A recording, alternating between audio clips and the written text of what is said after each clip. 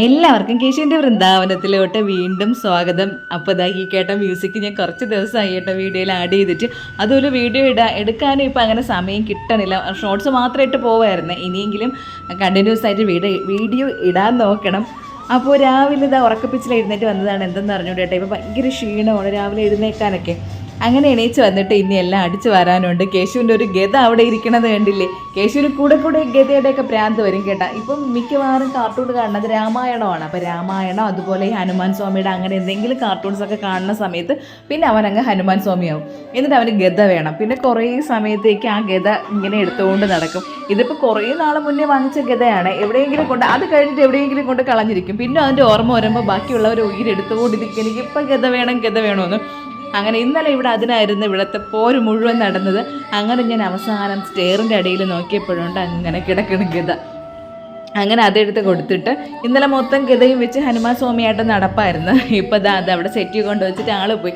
ചിലപ്പോൾ ഇന്നലത്തെ ആ ഒരു ദിവസത്തെ പ്രാന്തേ കാണുള്ളൂ. ഇന്നത്തോടു കൂടെ അവൻ്റെ ആ വട്ടങ്ങ് തീർന്നോളും. അങ്ങനെ എല്ലായിടവും അടിച്ചൊക്കെ വാരി വൃത്തിയാക്കി എടുത്തിട്ടുണ്ട്. ഇപ്പം പിന്നെ ഇടയ്ക്കിടയ്ക്ക് മഴ പെയ്യണതുകൊണ്ട് ഒന്നും വിശ്വസിക്കാൻ പറ്റില്ലല്ലോ എപ്പോഴാണ് മഴയെന്ന് കാര്യങ്ങളെന്ന്. അതുകൊണ്ട് എനിക്ക് കോല ഇടാനും ബുദ്ധിമുട്ടാണേ. രാവിലെ ചിലപ്പോൾ നല്ല മഴക്കോളായിരിക്കും രാവിലെ എഴുന്നേറ്റ് വരുമ്പോഴേക്കും. അപ്പോൾ കോല ഇട്ട ഉടനെ മഴ കൊണ്ടുപോകുമ്പോൾ നമുക്കത് കാണുമ്പോൾ സങ്കടമല്ലേ. അപ്പോൾ ഇതാ മഴ പെയ്ത് കഴിഞ്ഞപ്പോഴേക്കും അവിടെ ഓരോന്നിലും വെള്ളം കെട്ടി നിൽക്കുകയാണ്. ഞാൻ അവിടെ തീയിട്ട സ്ഥലമാണ് അതിന് അങ്ങനെ കിടക്കുന്നത്. അപ്പോൾ അതിലും ചിരട്ടയിലും ഓരോ പാത്രങ്ങളിലും ഒക്കെ ഇങ്ങനെ വെള്ളം കെട്ടി നിൽപ്പുണ്ട്.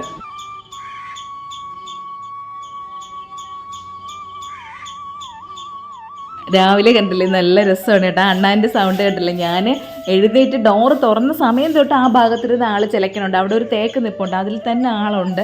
അപ്പോൾ ഇപ്പോൾ രാവിലെ എഴുന്നേൽക്കുമ്പോൾ ഭയങ്കര രസമാണ് കേട്ടോ. ഒരുപാട് കിളികളെ സൗണ്ടും കാര്യങ്ങളും അണ്ണാൻ്റെ വിളിയും എല്ലാം കൂടെ ആകുമ്പോഴേക്കും നല്ല ഭയങ്കര വൈബാണ്. പിന്നെ ഈ മഴ പെയ്ത് കഴിഞ്ഞാൽ വേറൊരു കാര്യമുള്ളത്, എനിക്കാണെങ്കിൽ മഴ പെയ്തിട്ട് പുറത്തിറങ്ങാൻ നമുക്ക് അങ്ങനെ തോന്നൂലേ. പുറത്തിറങ്ങാൻ തന്നെ മടിയായിരിക്കും, ചെളിയും കാര്യങ്ങളും. അതിൻ്റെ ഇടയിൽ കൂടെ അവിടെ എന്തെങ്കിലുമൊക്കെ ചവറൊക്കെ കിടക്കുന്നത് കണ്ടാൽ ഒട്ടും വൃത്തിയില്ലാത്ത പോലെ തോന്നും. അതുകൊണ്ട് ഈ ചെമ്പരത്തി പൂവാണെന്നുണ്ടെങ്കിൽ അവിടെ നിന്ന് അത്രയും വീണിട്ട് ഒരുമാതിരി അഴുകി വെള്ളം കൂടെ വീഴുമ്പോഴേക്കും ഒരുമാതിരി അഴുകി കിടക്കും. അത് കാണുമ്പോൾ ഒട്ടും വൃത്തിയില്ലാത്ത പോലെയാണ്. അങ്ങനെ ഞാൻ ഓരോ ചെമ്പരത്തി പൂവായിട്ട് അവിടെ നിന്ന് എടുത്തിട്ട് അവിടെ പെരിച്ചാഴിയായിട്ട് തന്നെ ഒരു കുഴി കുഴിച്ച് തന്നിട്ടുണ്ട് എനിക്ക്. അവൻ്റെ എളുപ്പമുണ്ട്. ഇങ്ങനെയുള്ളതൊക്കെ ഞാൻ എന്തെന്ന് പറയുമ്പോൾ ആ കുഴിയിലോട്ട് അങ്ങ് ഇട്ട് കൊടുക്കുക. അപ്പോൾ കുഴി ഒന്ന് നിവന്ന് വരും. ഞാനവിടെ മുളകും സംഭവങ്ങളൊക്കെ നട്ടിരിക്കണോണ്ട് ഇതൊക്കെ അതങ്ങ് വളമാവുകയും ചെയ്യുമല്ലോ. അങ്ങനെ പിന്നെ അത് തൂക്കുമ്പോൾ ഇതുപോലുള്ള എന്തെങ്കിലുമൊക്കെ ഈ തുറപ്പയിൽ ഇങ്ങനെ കുരുങ്ങുമ്പോൾ ഉണ്ടല്ലോ, അയ്യോ ഇതിൻ്റെ തുറപ്പ എന്തിനാന്ന് ചോദിക്കല്ലേ. ചൂലിനെയാണ് നമ്മൾ തുറപ്പയെന്ന് പറയണത്. ഓരോ സ്ഥലത്തും ഓരോ രീതിയല്ലേ. ഇതിനു മുമ്പ് ഞാനൊരു റീലിട്ട സമയത്ത് എൻ്റെ പൊന്നോ എന്തോന്നാണ് ഈ തുറപ്പയെന്ന് ചോദിച്ചുകൊണ്ട് കുറേ കമൻറ്റ് വന്നായിരുന്നു. അപ്പോൾ ഇതാ ഈ സംഭവത്തിന് നമ്മളെ നാട്ടിൽ പറയണത് തുറപ്പയെന്നാണ്. നമ്മൾ തിരുവനന്തപുരംകാരാണെങ്കിൽ തിരുവനന്തപുരത്ത് എല്ലാ സ്ഥലത്തും ഇങ്ങനെ തന്നെ പറയണമെന്ന് എനിക്ക് അറിഞ്ഞുകൂടാ. ഞാൻ എൻ്റെ സ്ഥലം നമ്മളെ സ്ഥലം എന്ന് പറഞ്ഞാൽ ഞാൻ ജീവിക്കുന്ന ചുറ്റുപാടാണ് ഞാൻ പറയണത്.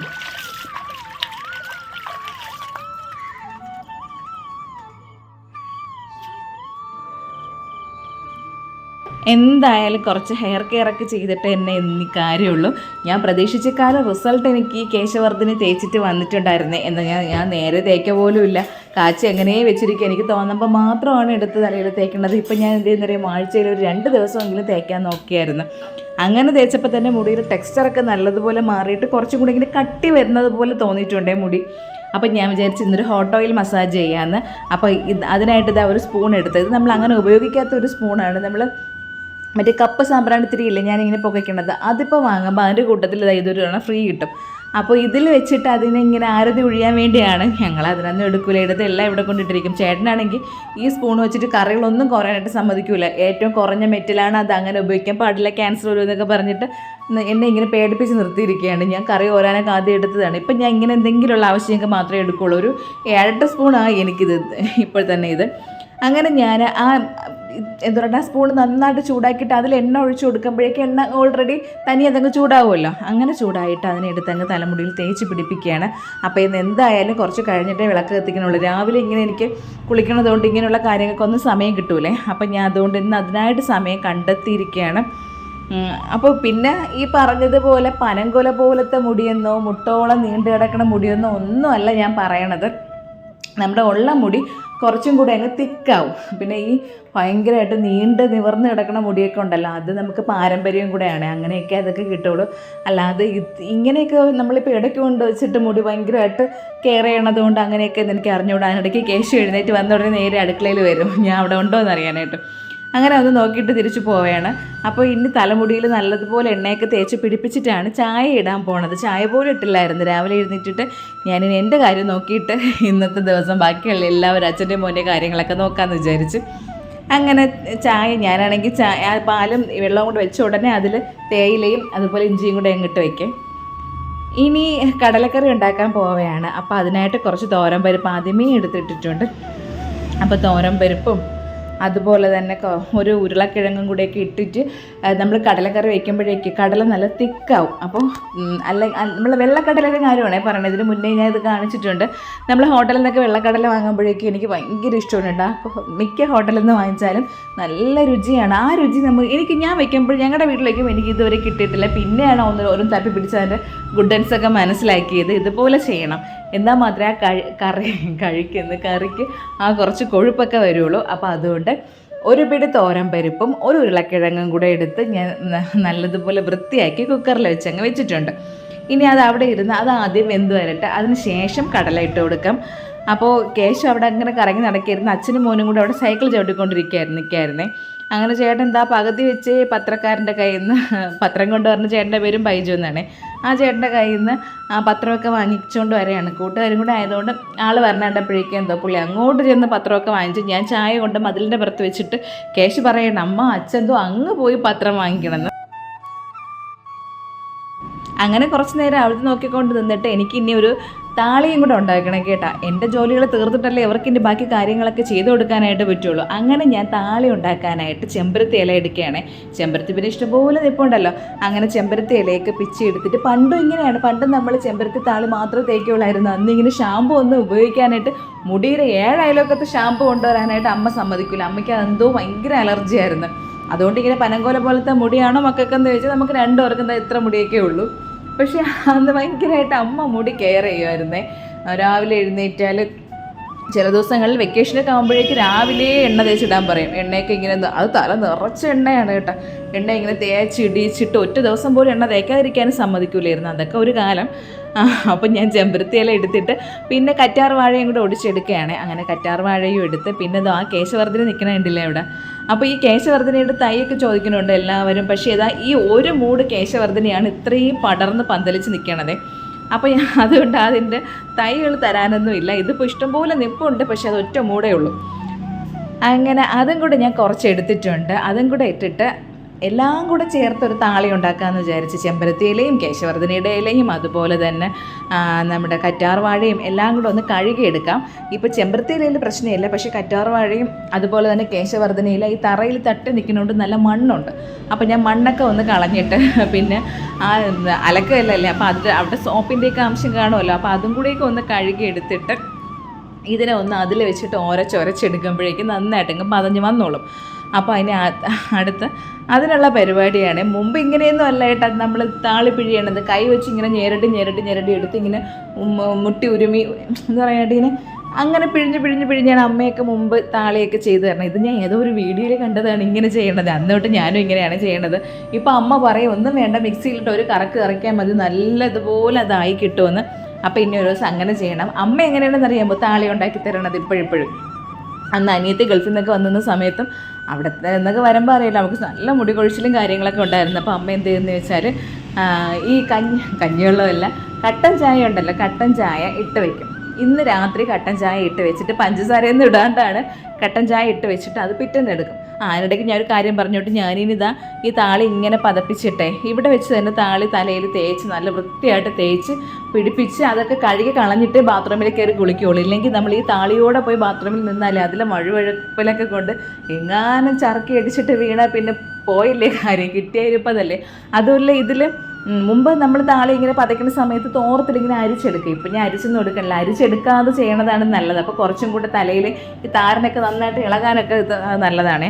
അപ്പം ഞാൻ അങ്ങനെ അവിടെ മുടിയൊക്കെ ശരിയായിക്കൊണ്ടിരുന്നപ്പോഴേക്കും അച്ഛൻ വന്നത് ഇലയപ്പവും കൊണ്ടാണ് അച്ഛൻ വന്നത്. അപ്പോൾ ഈ വീഡിയോ ഞാൻ കുറച്ച് മുന്നേ എടുത്തു വെച്ചിരുന്ന വീഡിയോ ആണ്. ഇന്നത്തെ വീഡിയോ ഒന്നും അല്ല ഇത്. 10ാം ഉദയത്തിൻ്റെ തലേ ദിവസത്തെ വീഡിയോ ആണ്. അന്ന് 10ാം ഉദയം ആയതുകൊണ്ട് എല്ലാവരും അന്ന് ഇലയപ്പം ഉണ്ടാക്കിയായിരുന്നു. അങ്ങനെ തലേ ദിവസം ഇവിടുത്തെ അമ്മയും കൊടുത്തുവിട്ടു. അമ്മ നാത്തൂൻ്റെ അവിടെ നിൽക്കണമെന്ന് പറഞ്ഞില്ലേ, അപ്പോൾ അമ്മയും ചേട്ടൻ്റെ ഇലയപ്പം കൊടുത്തുവിട്ടായിരുന്നു. പിറ്റേന്നായപ്പോൾ എൻ്റെ അമ്മയും ഇലയപ്പം കൊടുത്തുവിട്ട് ഇലയപ്പത്തിൻ്റെ ബഹളമാണ് ഇന്നൊക്കെ. അങ്ങനെ ഞാൻ പിന്നെ തലയിൽ താളിയൊക്കെ തേച്ച് പിന്നെ പോയി കുളിച്ചിട്ടൊക്കെ വന്നിട്ടാണ് അടുക്കളയിലോട്ട് കയറിയത്. ഇനി കടല വേവിച്ചുകൊണ്ടിരിക്കുകയല്ലേ. ഇനി അത് കടലയിൽ തോരൻ പരിപ്പും അതുപോലെ തന്നെ ഉരുളക്കിഴങ്ങ് നല്ലതുപോലെ വേവിച്ച് വെച്ച് ഇനി കടലയും കൂടെ വേവിക്കണം. അപ്പോൾ ഞാൻ നേരത്തെ പറഞ്ഞ കഥ ബാക്കി പറഞ്ഞില്ലല്ലോ. അമ്മ ഇപ്പോൾ താളി പതിപ്പിക്കുന്നത് ഇതുപോലെ കട്ടൻ ചായ തലേ ദിവസം ഇട്ട് വെച്ചിരുന്നിട്ട് പിറ്റേന്നാകുമ്പോൾ നല്ല തണുതണായിരിക്കും കേട്ടോ. അതിൽ ഈ പറയുന്ന സംഭവങ്ങളൊക്കെ ഇട്ടിട്ട് ചെമ്പരത്തി ഇലയും അതൊക്കെ എല്ലാം ഒക്കെ ഇട്ട് അമ്മ താളിയായിട്ട് പതപ്പിച്ചിട്ട് തലയിൽ തേക്കാനായിട്ട് തരും കേട്ടോ. അപ്പോൾ നല്ലതുപോലെ തലയ്ക്കാണെങ്കിൽ നല്ല തണുപ്പുമാണ്.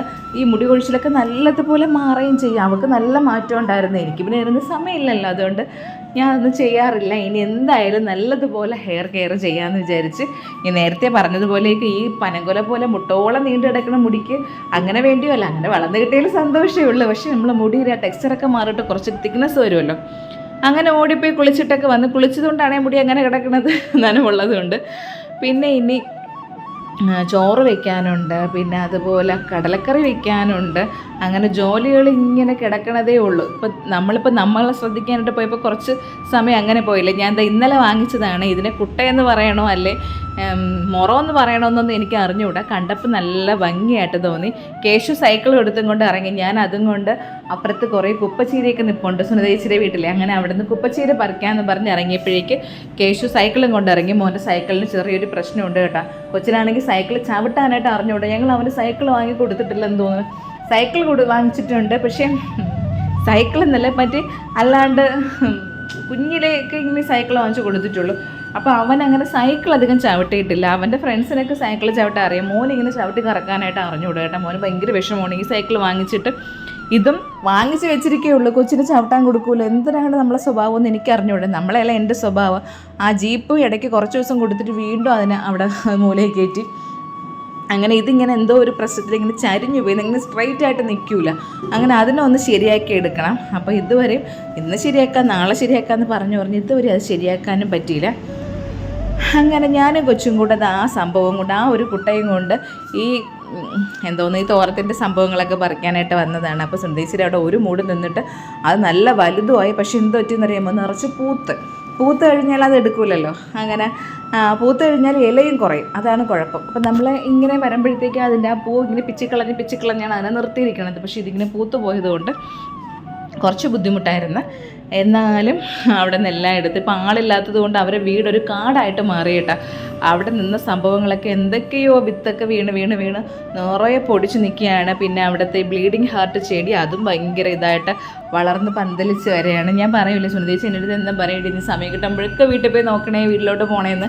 എനിക്കാണെങ്കിൽ അവരില്ലാതെ പോകാൻ ഭയങ്കര മടിയാണ്. അവിടെ ചെല്ലുമ്പോൾ ആ വീടൊക്കെ ഇങ്ങനെ അടഞ്ഞു കിടക്കുകയും അവിടെ എപ്പോഴും അവരും അവരുടെ അമ്മയും മോളും എപ്പോഴും ആ വീട്ടിലുള്ളതല്ല. ഇങ്ങനെ ലൈവായിട്ടിരുന്ന വീട് പെട്ടെന്ന് ഇങ്ങനെ ഉറങ്ങി കിടക്കുമ്പോൾ എനിക്ക് ഭയങ്കര സങ്കടം തോന്നും അങ്ങോട്ട് പോകുമ്പോഴേ.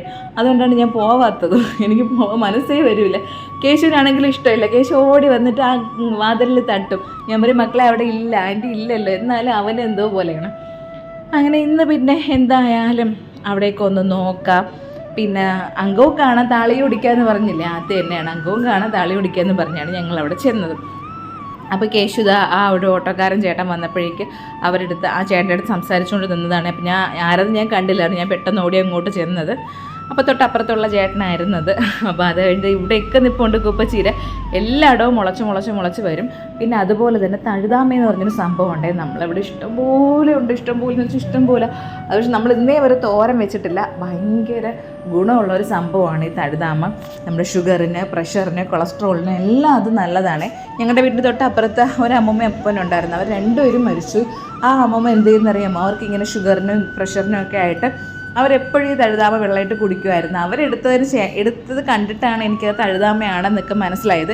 ഇപ്പം നമ്മളെ കടയിൽ വന്ന 1-2 കസ്റ്റമറും അതിനെപ്പറ്റി ഇങ്ങനെ പറഞ്ഞുകൊണ്ടിരിക്കുന്നുണ്ടായിരുന്നു. തഴുതാമ നമുക്കൊന്നും നമ്മൾ തോരൻ വെച്ച് കഴിച്ചില്ലെങ്കിലും നമുക്ക് എന്തെങ്കിലുമൊക്കെ നമ്മൾ കറികളൊക്കെ ഇങ്ങനെ താളിക്കുമല്ലോ, അതിൻ്റെ കൂട്ടത്തിൽ ഇതിട്ടെടുക്കാം. അതുപോലെ സാമ്പാർ വയ്ക്കുമ്പോൾ ഇത് കുറച്ച് ഒടിച്ച് അതിലിട്ടാൽ മതി എന്നൊക്കെ പറഞ്ഞ്. അപ്പോൾ എന്തായിരുന്നാലും ഇനി റോഡിൽ നിൽക്കണം എടുക്കാൻ പറ്റില്ലല്ലോ. എനിക്ക് വീട്ടിനകത്തൊക്കെ ഉണ്ടായിരുന്നല്ല, ഞാൻ പുഴുത് കളഞ്ഞതാണ്. ഇനി അതൊന്ന് ശ്രദ്ധിക്കണം. അങ്ങനെ ഞാൻ ആ തോരത്തിനുള്ളതൊക്കെ അവിടെ കൊണ്ട് വെച്ച് കഴുകിയൊക്കെ വെച്ചിട്ട് ഓടി വന്ന് കട തുറക്കാനായിട്ട് വന്നതാണേ. അപ്പോൾ അതെല്ലാം അവിടെ കഴുകി ഊറ്റി വെച്ചതേ ഉള്ളൂ. ഇനി കട തുറക്കാനായിട്ട് വന്നിട്ട് ഇവിടെ കട തുറന്ന് വിളക്ക് കത്തിച്ച് ചേച്ചി വരുമ്പോൾ എനിക്ക് ഇവിടെ നിന്ന് പോകണം. ഇപ്പം ഞാനൊരു 8:30 ആയപ്പോഴാണ് കടയിലോട്ട് വന്നത്. ചേട്ടൻ അവിടെ കുളിക്കാനൊക്കെ ഉള്ള കാര്യങ്ങൾ നടക്കണതേ ഉള്ളൂ. അപ്പോൾ അച്ഛനും മോനും വീട്ടിലുണ്ട്. ഇപ്പോൾ 2 കടയിലെ കാര്യങ്ങളും നോക്കണ്ടേ. അപ്പോൾ 2 പേരും ബിസിയാണ്. അപ്പം ഞാൻ എന്ത് ചെയ്യുന്നു വെച്ചാൽ 8:30 ആയപ്പോഴേക്ക് വന്നിട്ട് ഇവിടെ എല്ലാം തൂത്ത് വിളക്കും കൂടെ കത്തിച്ചിട്ട് പോകുമ്പോഴേക്ക് ചേച്ചി നിന്ന് ഇവിടുത്തെ കടയിൽ വരാൻ പറഞ്ഞിട്ടുണ്ട്.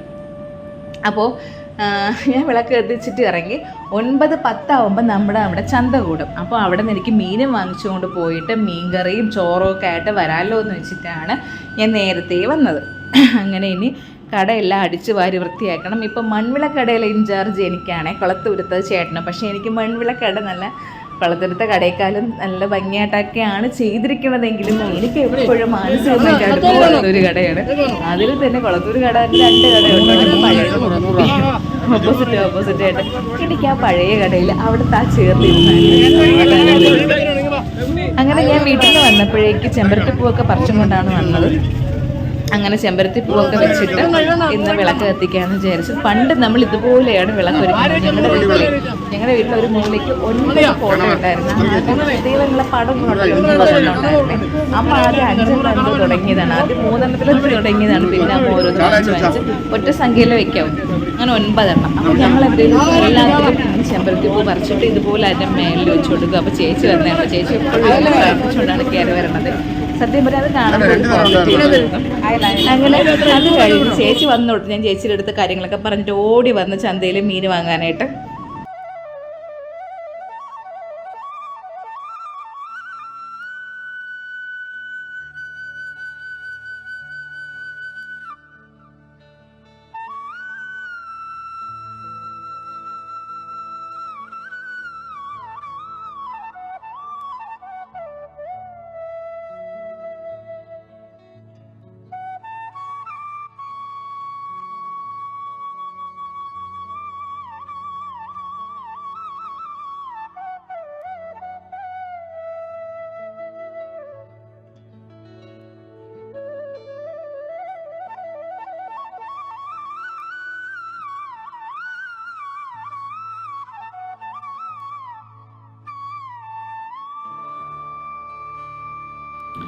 അങ്ങനെ വന്നപ്പോഴേക്ക് ഇനി വന്നിട്ടാണ് ഇലയപ്പം കഴിക്കണത്. രാവിലെ കാപ്പി ഉണ്ടാക്കാനായിട്ട് പുട്ടും കടലക്കറിയും ഉണ്ടാക്കാനായിട്ടാണ് ഞാൻ തോരൻ പരിപ്പും അതുപോലെ തന്നെ ഉരുളക്കിഴങ്ങൊക്കെ അങ്ങ് വേവിച്ച് വെച്ചത്.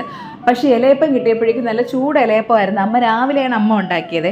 അപ്പോൾ ഇലയപ്പം ഉള്ളതുകൊണ്ട് പിന്നെ കാപ്പി അങ്ങ് സ്കിപ്പ് ചെയ്ത് ആ വേവിച്ച് വെച്ച് തോരൻ പരിപ്പ് ഉരുളക്കിഴങ്ങൊക്കെ ചൂട് മാറിയിട്ട് എടുത്തങ്ങ് ഫ്രിഡ്ജിലാക്കിയിട്ട് വൈകുന്നേരം കാപ്പിയുടെ കൂട്ടത്തിലെടുക്കാമെന്ന് വിചാരിച്ച് അങ്ങനെ രാവിലെ ഞങ്ങൾ ഇലയപ്പത്തിൽ അഡ്ജസ്റ്റ് ചെയ്ത് ചേട്ടനും കേശും ഇലയപ്പവും കഴിച്ചും കൊണ്ട് കടയിലോട്ട് പോയി.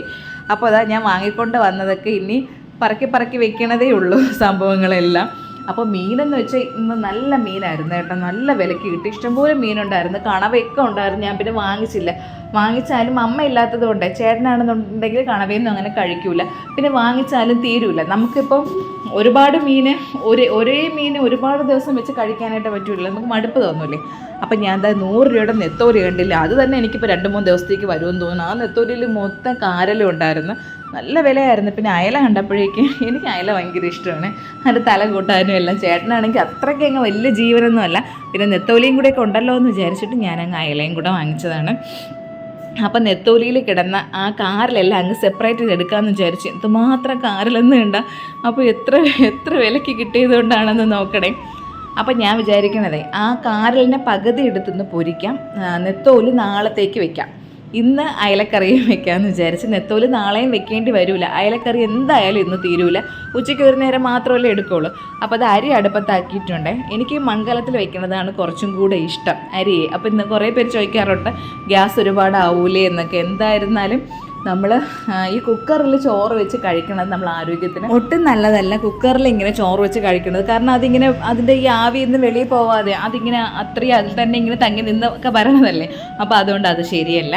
അപ്പോൾ ഞാൻ എന്താ ഇനി മീൻ കട്ട് ചെയ്തുകൊണ്ടിരിക്കുകയാണ്. അതിന് കുറേ സമയത്തെ പരിപാടിയാണ്. ഇവിടെ അമ്മയുണ്ടെങ്കിൽ മീൻ ഇറക്കലും കാര്യങ്ങളൊക്കെ അങ്ങ് അമ്മ ഏറ്റെടുക്കുമല്ലോ. അപ്പോൾ ഒരുപാട് ജോലി കുറയും പോലെയാണ്. ഇനി മീനെല്ലാം ക്ലീനാക്കി എടുത്തിട്ട് വേണ്ട എനിക്കിനി ബാക്കി കാര്യങ്ങൾ ചെയ്യാനായിട്ട്.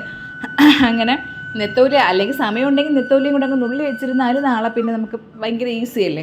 ഇതിപ്പോൾ എനിക്കൊരു 11:30 മുന്നേ എല്ലാ ജോലിയും തീർത്ത് കടയിലോട്ട് വീണ്ടും പോവുകയും വേണം. അപ്പോൾ അതിനനുസരിച്ച് എനിക്ക് കാര്യങ്ങളൊക്കെ പ്ലാൻ ചെയ്യാനും പറ്റുള്ളൂ.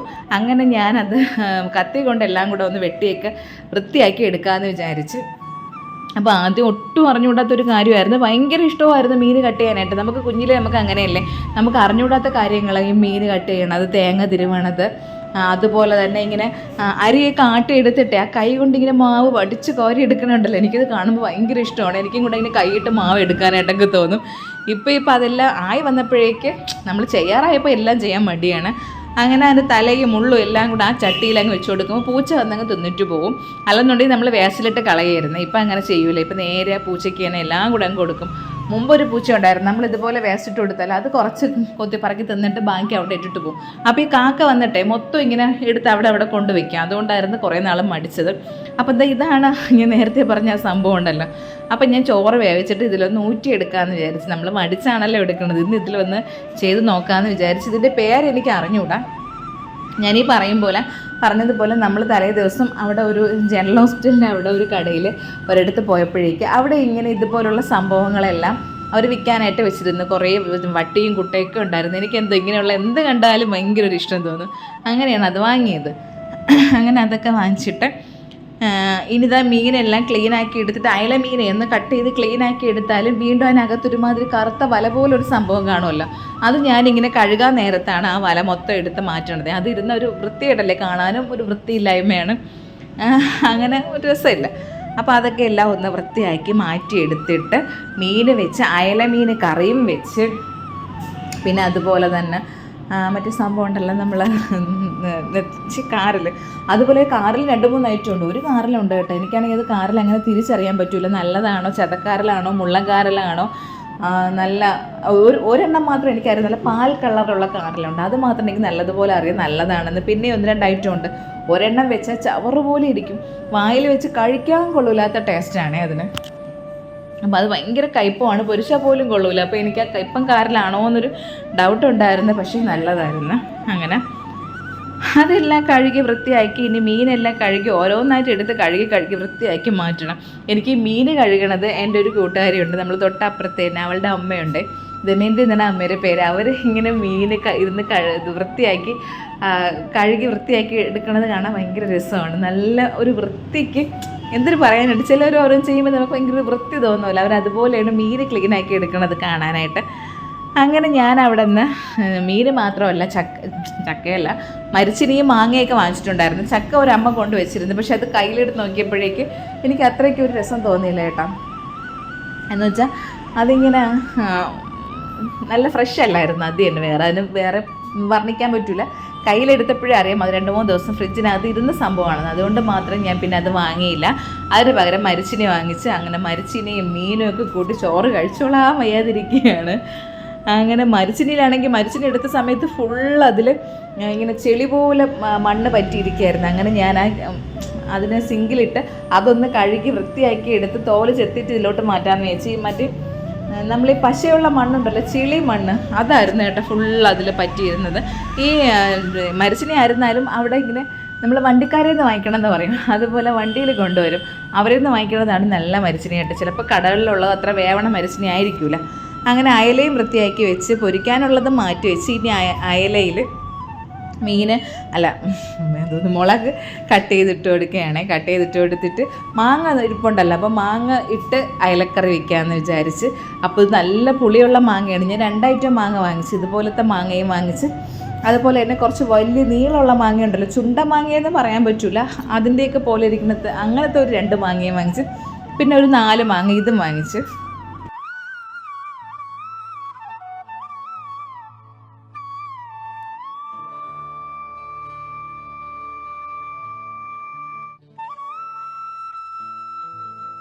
ഒരു മാങ്ങയ്ക്ക് 10 രൂപ എന്തോ ആണ് റേറ്റ്. പിന്നെ കുഴപ്പമില്ല, നമ്മൾ വീട്ടിൽ നിന്നൊക്കെ കൊണ്ടുവരുന്ന മാങ്ങയാണ്, അപ്പോൾ അതുകൊണ്ട് നമുക്ക് സമാധാനത്തോടു കൂടെ ഈ സമയത്ത് വാങ്ങിക്കാമല്ലോ. അങ്ങനെ ഇനി ഞാൻ മാങ്ങ മാത്രമേ ഇടണുള്ളൂ, പുളി ഇടണില്ലേ. ഇത് ഈ അയലക്കറി വെന്ത് വന്നതിന് ശേഷം പുളിയും ഉപ്പൊക്കെ നോക്കിയിട്ട് വേണമെങ്കിൽ മാത്രം പുളി ചേർത്താൽ മതിയെന്ന് വിചാരിച്ച്, നല്ല പുളിപ്പ് മാങ്ങയുണ്ട്. ആ ഒരു മാങ്ങ ഇട്ട് വയ്ക്കുമ്പോൾ തന്നെ നല്ല പുളിയാണ്. അങ്ങനെ എനിക്ക് മാങ്ങ ഇട്ടാലും ഒരു തക്കാളിയും കൂടെ ഉണ്ടെങ്കിൽ ഇട്ടില്ലെങ്കിൽ എന്തൊരു പോലെയാണ്, കാണാനായിട്ട് ഒരു ഭംഗിയില്ലാത്ത പോലെ തോന്നും. അങ്ങനെ ഞാൻ എന്തെന്ന് വെച്ചാൽ ഒരു തക്കാളിയുടെ പകുതി തക്കാളി എടുത്തേ, അതാകുമ്പോൾ കാണാനും ഉണ്ട്. എനിക്ക് മാങ്ങയുടെ കാര്യം പറഞ്ഞപ്പോഴേക്കും വായിൽ നിന്ന് ഇങ്ങനെ വെള്ളം വന്നുകൊണ്ടിരിക്കുകയാണ്, അതുകൊണ്ടാണ് ഞാനിങ്ങനെ അത് വിഴുങ്ങി സംസാരിക്കുന്നത്. പിന്നെ ഇതാ കുറച്ച് തേങ്ങ തിരുവി എടുത്ത് അതിൽ പിന്നെ നമുക്ക് മസാല കൂട്ടുകളൊക്കെ അറിയാമല്ലോ, മുളക് പൊടി, മല്ലിപ്പൊടി, മഞ്ഞൾപ്പൊടി, അതെല്ലാം കൂടെയൊക്കെ ഇട്ടിട്ട് അതിനൊന്ന് അരച്ചെടുത്തിട്ട് അരപ്പ് അതിലോട്ട് അങ്ങ് ഒഴിച്ചു കൊടുത്ത്. നമുക്കാണെങ്കിൽ ഇവിടെ മീൻകറിക്ക് നല്ല കളർ വേണം, പക്ഷേ എൻ്റെ മുളക് പൊടിയുടെ കളറൊക്കെ കുറവും എരിവ് ഭയങ്കര കൂടുതലുമാണ്, അതുകൊണ്ടാണ് ഈ ഒരു കളറിലിരിക്കുന്നത്. അങ്ങനെ ഇനി അതിന് വെള്ളമൊക്കെ ഒഴിച്ചു കൊടുത്ത് കലക്കി ഉപ്പൊക്കെ ഇട്ട് കലക്കി അങ്ങ് അടുപ്പത്താക്കിയാൽ അയലയുടെ കാര്യം റെഡിയായി. പിന്നെ ഈ അയല മീനൊക്കെ കലക്കുമ്പോഴേക്ക് സ്പൂണിട്ട് കലക്കിയാൽ ഒരു തൃപ്തി വരില്ല, അത് നമ്മൾ കൈ കൊണ്ട് തന്നെ നന്നായിട്ട് കലക്കിയെടുത്താലേ പറ്റുള്ളൂ. അങ്ങനെ അത് അടുപ്പത്താക്കി, മരിച്ചിനി അടുപ്പത്താക്കിയായിരുന്നു. മരിച്ചിനി അവിടെ വെന്ത് തുടങ്ങിയിട്ടുണ്ട്. പെട്ടെന്ന് വേവേണ്ട മരിച്ചിനിയാണ്, തിളച്ച് കുറച്ച് കഴിയുമ്പോഴേക്കും അതങ്ങ് വെന്തോളും. പക്ഷേ ഇതിനേക്കാളും വേവുള്ള ഒരു മരിച്ചിനിയുണ്ട്, നമ്മൾ തിളയ്ക്കുമ്പോൾ തന്നെ അത് ഇങ്ങനെ എന്താ പറയുക, നല്ല വെണ്ണ പോലെ വേവും. അപ്പോൾ ഞാൻ അതിൽ നല്ല രസമുണ്ടായിരുന്നു അരി ഊറ്റി വെച്ചപ്പോഴത്തേക്ക്. അങ്ങനെ അരി ഊറ്റി വെച്ചിരുന്നിട്ട് കുറച്ച് കഴിഞ്ഞപ്പോഴേക്കും ഞാൻ എന്ത് ചെയ്യുന്നു വെച്ചാൽ ആ മൺകല ഒന്നും കൂടെ കഴുകി അതൊന്ന് ചൂടാക്കിയിട്ട് ആ ഊറ്റി വെച്ചിരുന്ന ചോറ് അതിലേക്ക് അങ്ങ് ഇട്ട് കൊടുത്തിട്ട് ഒന്നും കൂടെ ഒന്ന് ചൂടാക്കിയിട്ട് അങ്ങ് അടച്ച് വയ്ക്കാമെന്ന് വിചാരിച്ചു. നല്ല ഇതുണ്ട് ഇതുപോലെ നമുക്ക് ഈ സംഭവങ്ങൾ അവർ പറഞ്ഞത് അരിയൊക്കെ ഊറ്റി വയ്ക്കാനുള്ള, അരിയും ചോറൊക്കെ ഊറ്റി വയ്ക്കാനുള്ള സംഭവം എന്നാണ്. അത് കറക്റ്റാണ്, നമുക്ക് ഊറ്റി വെച്ചിട്ട് ഇതുപോലെ തട്ടാനൊക്കെ എളുപ്പമാണ്. പിന്നെ ഞാൻ രാവിലെ ഞാനും കേശുക്കുട്ടനും കൂടെ പോയി എടുത്ത് വെച്ചിരുന്നതാ ചീരയാണ്. ഇനി ഇതിനാ മിക്സിയിലിട്ട് ഒരു കറക്കി എടുക്കുമ്പോഴേക്കും അതങ്ങ് തോരനായിട്ട് കിട്ടുമല്ലോ. എന്താണെന്ന് അറിഞ്ഞൂടെ സംസാരിച്ച് വന്നപ്പോൾ തൊണ്ട നന്നായിട്ട് അടയണുണ്ട്. ഇനി കുറച്ച് സമയത്തേക്ക് ഇതുപോലെ ഒരു തൊണ്ട അടച്ചിൽ വരും. അപ്പം ഞാനത് രാവിലെ തന്നെ അതൊക്കെ അവിടെ ഇരിക്കട്ടെ, ഈ കാര്യം പറയാം. ഇത് നല്ലതുപോലെ കഴുകിയിട്ട് രാവിലെ ഊറ്റാനായിട്ട് വെച്ചിട്ടാണ് ഞാൻ ചന്തയിൽ പോയതും കടയിലൊക്കെ പോയത്. ഇപ്പോഴേക്കും അതിൻ്റെ വെള്ളമൊക്കെ നന്നായിട്ട് വാർന്നു പോയിട്ട് നല്ലതായിട്ട് ഇരിപ്പുണ്ട്. പക്ഷെ എൻ്റെ തണ്ട് കുറച്ച് മുറ്റിപ്പോയി കേട്ടോ. ആ ഒരെണ്ണത്തിൻ്റെ തണ്ടൊക്കെ നല്ല മുറ്റനായിരുന്നു. അപ്പോൾ അതിൻ്റെ തണ്ടുകളൊക്കെ അങ്ങോട്ട് മാറ്റിയിട്ട് അതിൻ്റെ ഇല മാത്രമേ എടുക്കണുള്ളൂ. അങ്ങനെ ഇനി ഇതിനെ ഒന്ന് കറക്കി ഒന്ന് എടുക്കട്ടെ.